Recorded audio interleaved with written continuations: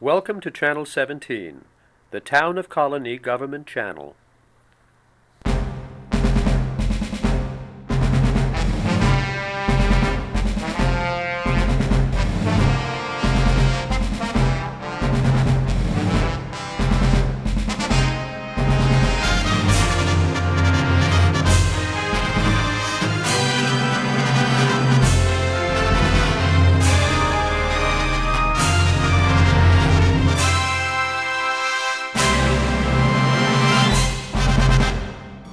Well, welcome to So Many Books, So Little Time. My name is Joe Nash. I'm here with Zina, Shevchik. We are both librarians here at the Colonie Library. If you don't know our premise, it's very simple. We go down to the new bookshelf, and we go down to our technical services department where they're processing all the new books that come in every week. And we brought a whole bunch of books up, and we're going to tell you about them, some new books. So as usual, Zina will be going first. Zina? Okay. We try to find books to tell you about that maybe aren't in the mass media, aren't on Oprah's list or #1 on the New York Times bestseller list, but sometimes these books are so good that just have to talk about them. I think this one probably, if it's not on the bestseller list, might be soon. It's called Following Atticus by Tom Ryan, and Atticus is this cute little miniature schnauzer. I thought I'd start out the half hour with a heartwarming story. Anybody that liked what was it, Marley and Me book? Yeah, Marley and Me. There's a lot of dog books out these days. But this one reads really well, and it is in our backyard. It's Tom Ryan is from Massachusetts, and when the story starts, he's a newspaper editor, journalist for a small town in Newburyport, Massachusetts. And he's kind of like a muckraker journalist. He likes to uncover political shenanigans in a relatively small town. And he's like a hardcore guy, and he had a kind of a rough childhood, and he never really talked about any pets or anything in his childhood or early adulthood. And he happens to take in a stray called Max, and Max doesn't last very long for reasons I won't tell you. But he opens the heart of Tom Ryan, a hard-boiled journalist, and so he's ready when Atticus comes into his life. And Atticus is named after Atticus M. Finch, the main character in To Kill a Mockingbird. Correct. Who's a hero and a persistent, humble hero. And for reasons I won't go into, he and Atticus choose to hike 450, now I've probably got this, 4,000 or foot more high peaks in the mountains of New Hampshire. Now, this captured my attention because my husband, his most favorite place in the world is the White Mountains of New Hampshire. So this has both the heartwarming animal story that I love and the adventure of the outdoors sportsman and adventures as well. And it's just a wonderful story, and he's an interesting guy, Tom Ryan. It's a memoir of sorts, and it's written really well, and I highly recommend it. Following Atticus by Tom Ryan. It says, here it is, 48 high peaks, one little dog, and an extraordinary friendship. So they climbed all the peaks? Yes, a couple of times, several times, and it was for charity. Okay. Well, there's a lot of books about dogs in the last ever since Marley and Me. Because they sell well. I know. And I can see why. There's not too many about cats, though. Well, Dewey, right? Well, my first book, I've read a few good reviews of, and I thought I would skim it before I talked about it here, but I started reading it, and this book is so great. I'm totally enthralled with it. Before I knew it, I think I'm on page 140 already. I just looked at it the other day. It probably will appeal to people if you like Ernest Hemingway, but it's called Hemingway's Boat, which was the Pilar, I think you say it. Subtitle is Everything He Loved in Life and Lost, This book concerns the last 27 years of his life, 1934 to 61, when he bought the Pilar, and he lived down in Key West, and he went to Cuba. And I'm telling you, it's so good. It's one of those books, you don't have this experience too much when you're an adult, mainly when you're a kid, but every once in a while when you're an adult. I got to page 50, and I knew I didn't want this book to end. It's really, it's very good. But I think you have to be a fan of Hemingway to like it, but maybe not. It's very well written, good. And the book meander is told. It's a Hemingway's. You think you need another biography of Hemingway. There's a million of them. So this book, like I say, only covers the last 27 years, and it's sort of told through the years he bought the boat. It's kind of told through the boat, I guess you could say, because when Hemingway apparently he was the happiest because he was sort of a manic depressive guy, and he was sort of the happiest when he was on his boat fishing, and he always had friends on, and we were talking about life and writing and everything, and the book kind of meanders, it goes in and out, it sort of has a lot of sidetracks of different stories, and it's very, very good. Earlier on one of our shows I talked about Andre Debusse's book. Townie is probably being my book of the year. I may have to change on this book. So if you're interested in Hemingway and good storytelling, and say if you like meandering in and out, it touches on Hemingway's writing, but it touches on fishing and his friendships. And Hemingway was he was manic depressive, I think, and there's a lot of books written about him that say he was a big jerk, I guess you could say. But obviously no one's like that all the time. But apparently when Hemingway was good, he truly, and so far I'm only on page 140, he was really a great guy, and he was beloved by a lot of people. And so this book so far, I'm sure the whole book is like it, but it captures the contradictions That's a pretty big book. Yes, it's like 400 and some pages. Oh. The other thing is, his purchase of the book in 34 to 61, we all know he killed himself in 1961.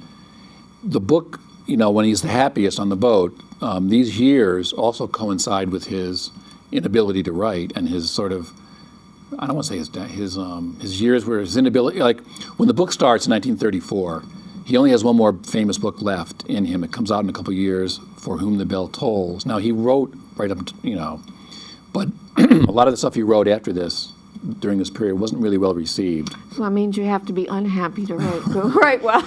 But the thing is, he was the happiest on the boat, but it coincides with his worst years as a writer, probably. Mm-hmm. And interesting. like I say, I'm only on page 140, but so far is very, very good. Well, there is this myth that art is created from angst. Yeah. So anyway, Hemingway's Boat, excellent book. Okay, looks like something I want to try. Oh. This will definitely be on the bestseller list, but I loved it so much that I wanted to talk about it. Charles Frazier, who wrote Cold Mountain, Correct, yep. Which was made into a movie, which if people don't know the book, they know the movie. And I didn't I didn't get into Cold Mountain, the book. But this, Nightwoods, I just love it. The writing is incredible. There's kind of a mixed reception from some of the critics, but then again, I think you have to take what sometimes the critics say with a big grain of salt. But I just think the writing's unbelievable, and the characters are fantastic. It's set in North Carolina, which is kind of, I think, where his other books were set.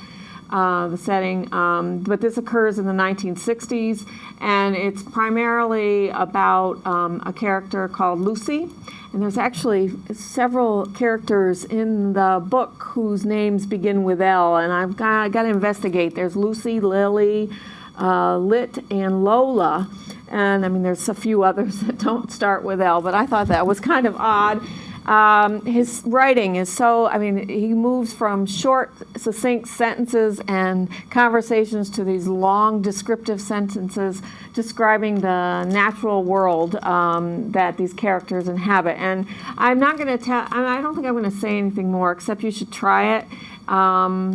It already has a big, a reserve list, but there's a lot of copies in the library, and I can imagine this is going to be a runaway bestseller as well. Charles Frazier, Night Woods. Now, does that take place in today, or is it? 1960s. All right, because he usually writes in the North Carolina, right, in the historical. past. So this is a little different, and so Okay. it's more I mean, people might be able to relate to it a little bit more. Okay. All right. I know he hasn't captured the critics as much since No. Cold Mountain. Right. All right, here's a book I just read a week or two ago. Very interesting book. It raises a lot of questions about education, college education, and it's called "In the Basement of the Ivory Tower." The subtitle is "Confessions of an Accidental Academic," and the author, he originally wrote an article in Atlantic Monthly. It proved so controversial. I think he knew it would. He didn't sign his name, so no one knows who this guy is or where he teaches, because he makes up the name of the schools. So the author is Professor X. Anyway, he initially wrote an article in Atlantic Monthly about what it's like to teach at community colleges. Oh. And where a lot of I didn't know this, till he has a lot of statistics in this book. It says percentage of college students taught by adjuncts or graduate students, over 70%. Now, adjuncts are people who are hired part-time to teach 1 or 2 classes. They're not full-time tenured professors. So this book is about his experience being an adjunct at a community college and at a small 4-year school.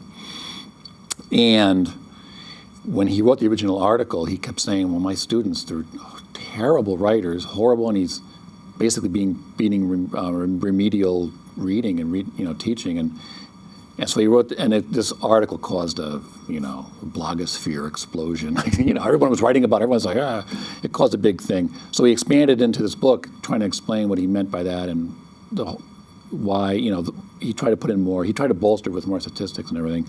But the question he raises is, in America, we're obsessed, everyone should go to college. Everyone should graduate from college. It's in all the things, everyone should graduate, all the politicians, everyone should graduate from college. And he really asked the question, is that true? Everyone, whatever level of, so it's a very interesting question. He doesn't really have the answer.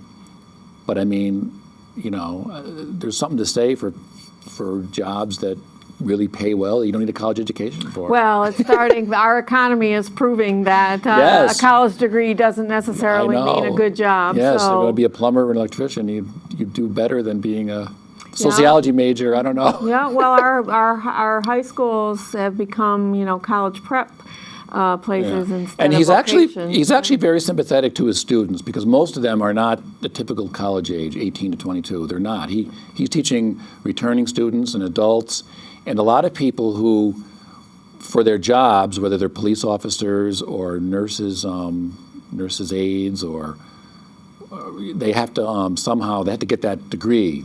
It's like a and certificate, they get a yeah. bump in their pay and this and that, but it really doesn't have anything to do with their job. So his question is like, this guy's a state trooper.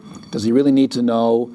Does he really need to analyze Young Goodman Brown by Nathaniel Hawthorne for his job? And so he really raised. He's very sympathetic toward his students because he sees himself in sort of the same position. He's Well, just an they're all adjunct, trapped. and they're sort of all trapped. And so the book is also a parallel story when he's teaching these students and his musings on education. He bought a house during the real estate thing, and him and his wife sort of got overextended. And the whole thing, should everyone in America own a house? So he kind of parallels the story of what he's doing in education with the real estate. It's a very interesting book.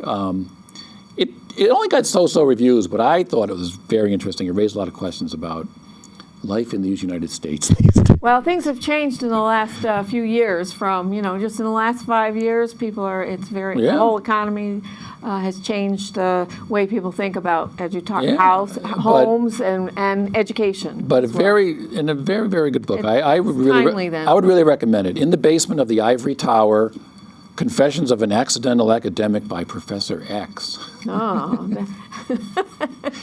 who wrote what was that book? The Primary Colors. It took them a while to figure out who wrote that anonymous book. Yeah, anonymous. That was Joe Klein. Yeah. Right. So they'll figure that one out too. This is this is nonfiction. As I went to my first seminar on Medicare today, I thought this was appropriate. This is called "Is This Normal? The Essential Guide to Middle Age and Beyond." And it's written by John White, who is a doctor, and his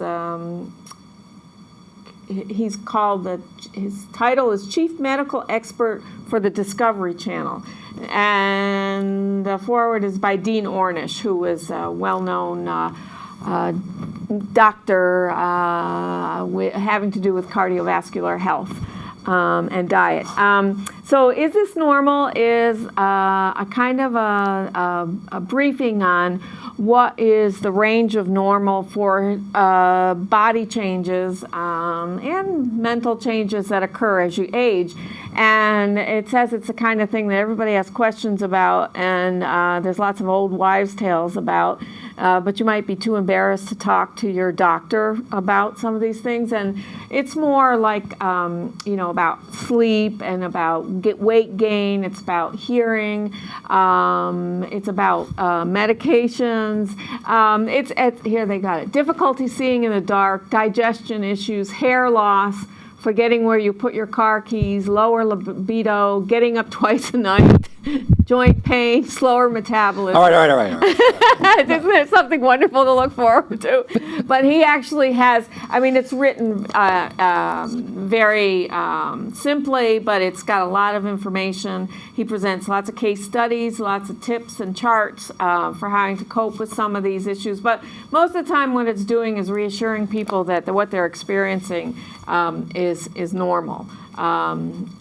Or not, and what to do, or not. And a related book is What Your Doctor Won't Tell You About Getting Older, an Insider's Survival Manual for Outsmarting the Healthcare System. And this is more like when to go to the hospital and how to get attention at the hospital, finding the right doctors, staying in your own home safely, managing medications and supplements. And this guy is the director of geriatrics at New York Presbyterian Cornell Medical College. So this is a kind of a pairing of health information for those of us who are middle-aged and older. So 2 new books on the new bookshelf. Is This Normal? And What Your Doctor Won't Tell You About Getting Older. How's that, Joe? You want to try a different tack there? When I go to the doctors now, they're always saying things like, something I never experienced before, but they'll preface it with, well, for someone your age. Yes. I hear that all the time, but it's just funny. For someone your age, blah, blah, blah. God. All right, well. Okay, here's a book. Now, Zina, do you like true crime? Do you read true crime? Yeah, I like true crime. Okay. Yeah, some of it. Now, do you know who Bill James is? No, I don't. Okay. Now, here's a funny combination. Bill James, of course. Everyone knows, but Zina. Now, Bill James is the originator of the baseball abstract. He was the first guy to break down baseball purely by statistics. And if you know Moneyball was the movie and the book, right? Yes, but all that way of looking at baseball players was all started with Bill James, and he published these things in the 80s. He's a fascinating baseball writer. He really breaks everything down, statistics and analysis and everything. But anyway, Bill James is also a voracious reader of true crime books, all kinds. And he's applied these, I don't know what the word is. Get into the criminal psyche. He's applied his way of thinking about baseball through statistics, I guess you could say, or through, analysis. He's applied it to popular crime. He starts in, this is all through American history. I think he starts with Lizzie Borden. It's kind of chronological, but he goes through every crime. Not every crime, of course. Every famous crime in American history. Lizzie Borden, the Boston Strangler, the JFK assassination, Richard Speck, the Black Dahlia, or did I say Boston Strangler? Yeah. Okay, wasn't that Sam Shepard? Okay, anyway. The Rosenberg case, some cases like that. That's not the Rosenberg case and Sacco and Vanzetti, and a host about the Zodiac Killer. Wasn't the Sam Shepard the fugitive? Yes. Okay. So all these, and he looks at the genre of true crime, but what he does with this, he analyzes the way we look at crime, how crimes have been committed, investigated, prosecuted, and written about. So he tries to cover all this. He uses, and there's a lot of his writing is kind of like his baseball writing. He'll write it like, Sacco and Vanzetti. He'll lay the case. Everything's pretty short, because he covers so many crimes, but he lays everything out, and then there'll be like, well, A, B, C, D, or 1, 2, 3, and these either or, and he really analyzes it, and it's very interesting. And it's it kind of goes chronologically, but he meanders in and out. So are there patterns that he's finding? Yeah. He's finding patterns. And he also, another interesting thing about it is, even though he's sort of going chronological, and he does talk about individual cases, whatever he's talking about, the subject, he always brings in, well, in OJ, blah, blah, or even though he's talking about something earlier. So he weaves it all together. I didn't really read it. I was trying to skim it, but I ended up reading it for like an hour today because it was very interesting. So here's a good example of how he does things. The descriptions given to police in criminal investigations could be sorted into 6 levels. So he says there's 6 levels of when people say, here's the, whatever. He says level 1 is a description that would eliminate 90 to 99% of the population, but it might include 1 to 10%. And I won't read all 6, but level 6, he says, is your fingerprint. It can only be you. And in between, there's all these, these things like level 5 is a description that would exclude 99.999% of the population, but could include 100,000 people or less. So he gives some descriptions of what that might be like, a Caucasian male, 40, 45 years age, 5'2". You might think that could be 1 million people, but the way he analyzed it, it could really only be about 10,000. He says you can't find all 10,000. But this is how he looks at crime, and he looks at crime writing. He analyzes a lot of famous crime books, and he says which ones are the best ones or the ones he liked. But it's an amazing. I was just reading. It's amazing. His little take on the JFK assassination is very interesting, but it includes stuff like JFK, the Rosenbergs, along with, the guy that in the 60s was up in the towers shooting the people, and in Texas, the Zodiac, and all the way up to John Benet Ramsey. Very interesting analysis of crimes and how they are prosecuted and written about. He mentions all the famous, not just famous, but all the books. So, Popular Crime by Bill James. Very interesting book. This is a memoir by an Alfredo Quinones. He knows, my Spanish-speaking librarian friend told me how to pronounce this. Alfredo Quinones Hinojosa. He's a doctor. He's a brain surgeon, neurosurgeon at Johns Hopkins. And he started out as an illegal immigrant working in the farm fields in California. He talks about his life in Mexico and how he got the courage and tenacity to do what he did, which was to climb over the fence into California, get caught, get sent back, and climb over again, and work at lots of different odd jobs. And then he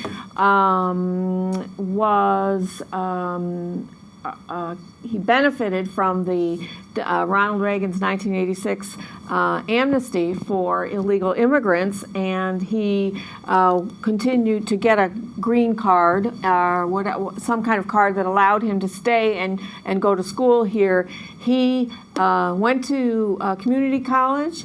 He went to Harvard Medical School. It's an amazing story, absolutely amazing. He came from nothing in Mexico, and he tells about his whole story about his father and the kids and where they lived. The pictures are amazing. He went back to Mexico and took pictures of where they lived most of his childhood, and the stories he tells about working in the fields. And going to school, it's just remarkable. He came from nothing, and now he's a renowned brain surgeon and research scientist at Johns Hopkins. And I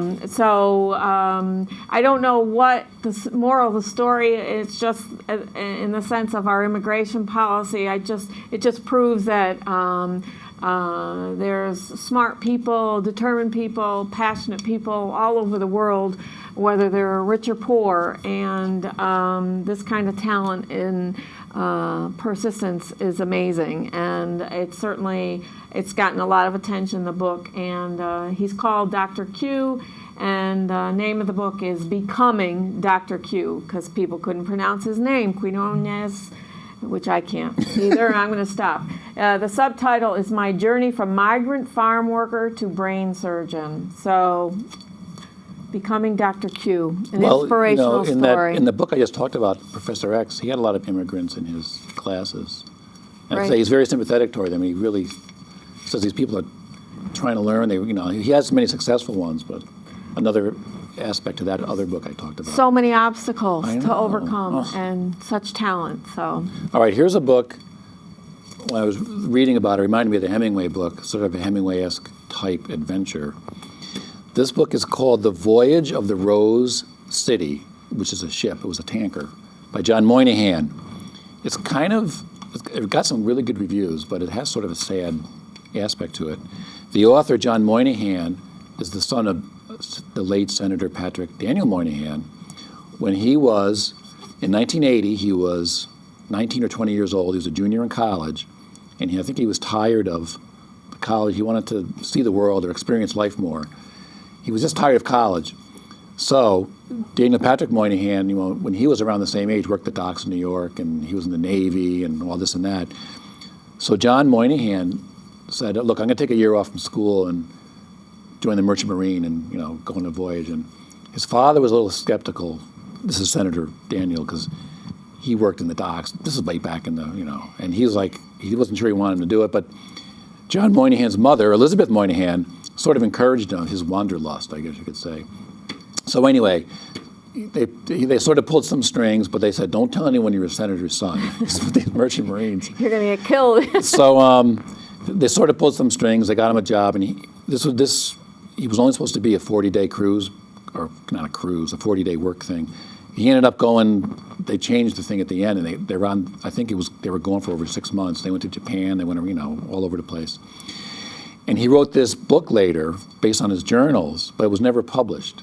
And so years later, after Senator Moynihan died, Elizabeth Moynihan took out the journal because, unfortunately, John Moynihan, our author here, when he was in his mid-40s, he died of a reaction to a drug he was taking. He lived in Australia. So she read the beginning of it years ago, and she said, I could not believe I encouraged my son because there's some stuff in here. He was with some, there was some dangerous things going on, not just on the ship, but when they went ashore and blah, blah, blah. So she couldn't read it because she just thought, how could I have done this to my son? But then after Senator Moynihan died, after John Moynihan died, she went back and she was finally able to read it, and she realized what a great book it was, or a nice book, and actually it got some good reviews. And she didn't really know, he had some great observations about life. He was so young, he was 20 years old when he was writing all this. And he was an artist. There's a lot of his drawings in here. And it's apparently, from what I've read, it's a very good book. It's a young man's education in the world, and word got out that he was Senator Moynihan's son, that didn't go well, but it turns out he won everyone over, and he was accepted as part of the crew. And all in all, like I say, I've been getting good reviews. It looks like a really good book, but unfortunately, the author died. But anyway, The Voyage of the Rose City, John Moynihan. He lives through his work. Yes. Do you have another one? I have a couple of fiction books that, again, they're probably going to be on the bestseller list. But I read this one, and I read this one, and I think it's probably going to be big with the book clubs. It's called The Language of Flowers by Vanessa Diffenbach. I don't know. It's her debut novel, and I really liked it. I really, really liked it. And it's probably a book that men won't pick up because it's called The Language of Flowers, and it has to do with a woman who was in the foster care system right up until she was 18, and how she recovers her life. Again, it's fiction.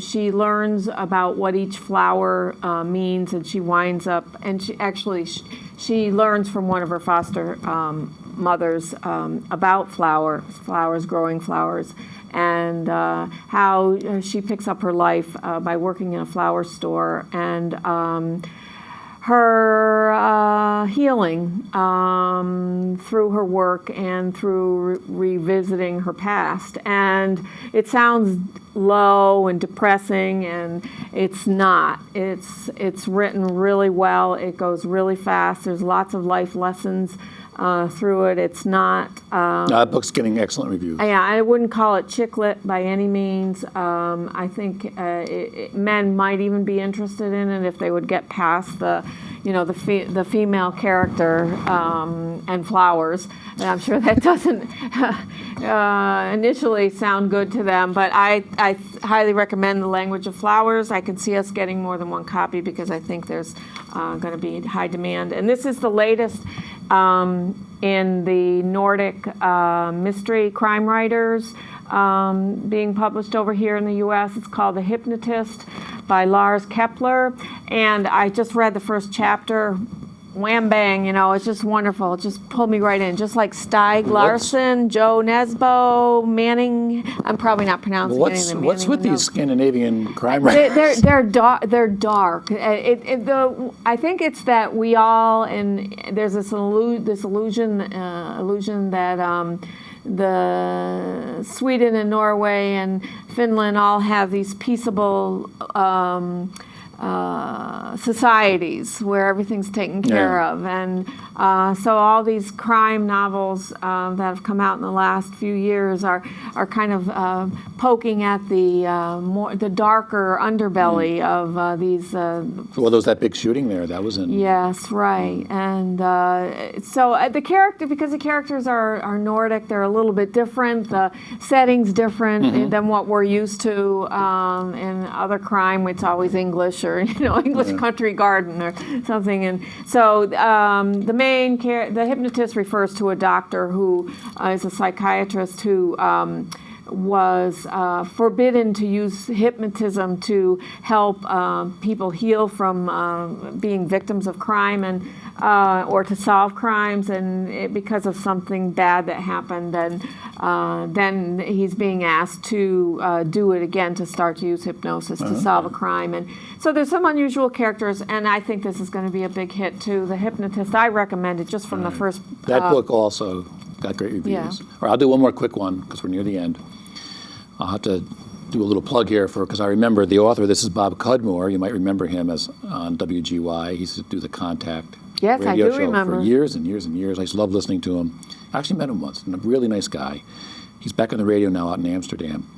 But he's and you may have seen him on Channel 17 with those documentaries about the downtown areas. Absolutely. So he has a little local history book, a little bit west of us. It's called Stories from the Mohawk Valley, The Painted Rocks, The Good Benedict Arnold and More by Bob Cudmore. Most of Are these, they fiction or are they No, they're tales? true stories. So it's like a local history. Most of the stories are 2, 3, 4 pages. He's got them in the little categories: the old days, the way west, Erie Canal, the Erie Canal and the Revolutionary War, the Fonda, Johnstown, and Gloverville Railroad. They're just true stories, a little local history. There's a section on the mills. There's big mills out there. There's this little section on Amsterdam, and a big section on sort of famous people. Maybe not famous. Some are famous. Kirk Douglas is famous. But just famous people in history from the Mohawk Valley. Again, they're all 2, 3, 4 pages long. For local history buffs, I think, would like this. The thing about the Civil War, and I think it's told, if you remember Bob Cudmore from the radio, he's sort of like a Charles Carroll type guy. Yeah, he's a little bit of a curmudgeon, too. So he's got, the book has a lot of pictures. So if you're interested in local history, a little bit to the west of us, this is Bob Cudmore, you remember on the radio, Stories from the Mohawk Valley. So I thought you might want to mention about the Great Divorce and our programming, since this. Yes, The Great Divorce. If you're watching this show before November 6th, which is a Sunday, 2 p.m., Ilian Wu is going to be here to wrap up all our events that are going on, centering around the book The Great Divorce. Which is about Shakers and the local Shakers and the New York legislature, and a true story about a woman named Eunice Chapman who had to fight the Shakers in the New York State legislature and her husband to retain custody of her children in the early 1800s. And everyone I know who's read this book so far this month or coming in are saying the book is really good, so and very interesting. Right. So that is it for this time, and we'll see you next time on So Many Books, So Little Time.